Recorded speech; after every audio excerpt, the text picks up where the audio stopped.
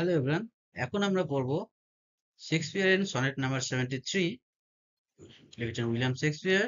এটা এই সনেটটির উপর প্রথম ভিডিও। চলো এবার উইলিয়াম শেক্সপিয়ার সম্বন্ধে একটু জেনে নিই।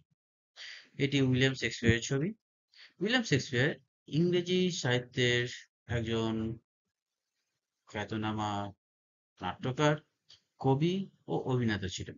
নাট্য অভিনেতা ছিলেন। তিনি অনেক নাটকে অভিনয় করেছেন।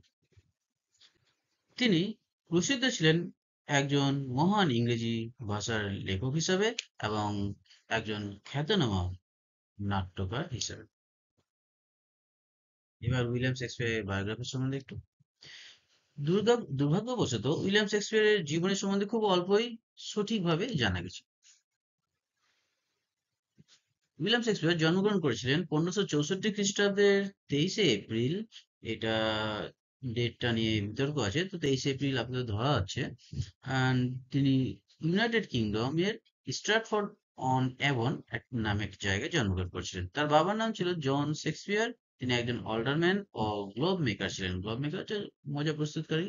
অ্যান্ড তার মায়ের নাম মেরি আর্ডেন। তিনি একজন সমৃদ্ধশালী জমির মালিকের মেয়ে ছিলেন। তিনি জাতীয়তার দিক থেকে ব্রিটিশ নাগরিক ছিলেন। শিক্ষা জীবন। অধিকাংশ জীবনী লেখকরা একমত হয়েছিলেন যে উইলিয়াম শেক্সপিয়ার স্ট্র্যাটফোর্ডের কিংস নিউ স্কুলে পড়াশোনা করেছিলেন।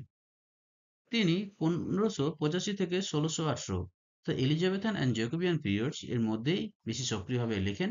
তার দুটি দীর্ঘ কবিতা আছে, কিছু ছোট ভার্সেস আছে, 154টি সনেট আছে এবং 39টি নাটক আছে।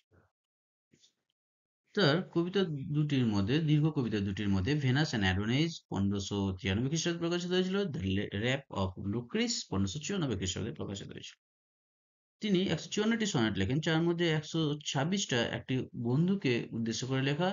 এই বন্ধুটি সম্ভবত হেনরি রিও থেসলি, যিনি আর্ল অফ সাউদাম্পটন ছিলেন, অথবা উইলিয়াম হার্বার্ট, যিনি আর্ল অফ পেমব্রোক ছিলেন। এবং তিনি 28টি সনেট একজন অজানা মহিলাকে উদ্দেশ্য করে লিখেছেন, তাই মহিলাটিকে ডার্ক লেডি বলা হয়। প্লেস তার নাটকগুলোর মধ্যে Othello, King Lear, Macbeth, as you like it, twelfth night, the tempest, Richard two ইত্যাদি উল্লেখযোগ্য।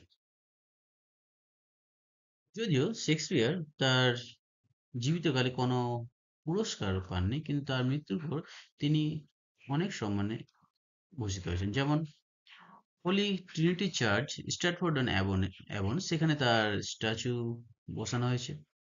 তবে পোয়েটস কর্নার, ওয়েস্টমিনস্টার অ্যাবে, সেখানে বসানো হয়েছে।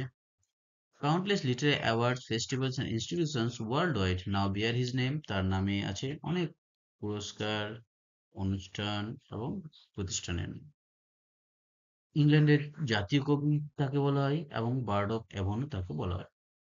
এই প্রসঙ্গে উল্লেখ করা দরকার যে 1895 খ্রিস্টাব্দে নোবেল প্রাইজ স্থাপিত হয়েছিল অ্যান্ড বুকার প্রাইজ দ্বিতীয় সর্বোচ্চ সাহিত্যিক পুরস্কার 1969 খ্রিস্টাব্দে স্থাপিত হয়েছিল এবং পুলিৎজার প্রাইজ ফর ফিকশন সেটা 1917 খ্রিস্টাব্দে স্থাপিত হয়েছিল বা 1970 খ্রিস্টাব্দ থেকে দেওয়া শুরু হয়েছিল। তাই তিনি এই সম্মানগুলো পাননি। আমাদের এই মহান সাহিত্যিক মারা যান 1564 খ্রিস্টাব্দের 23rd এপ্রিল। এই তারিখটা নিয়েও বিতর্ক আছে, তবে 23 এপ্রিল ধরা হয় ইউনাইটেড কিংডমের ওয়ারউইকশায়ারে। উইলিয়াম শেক্সপিয়ার সম্বন্ধে সংক্ষিপ্ত আলোচনা আমাদের এখানেই শেষ হলো। এর পরবর্তী ভিডিওতে আমরা সনেট নাম্বার 73 সম্বন্ধে জানব।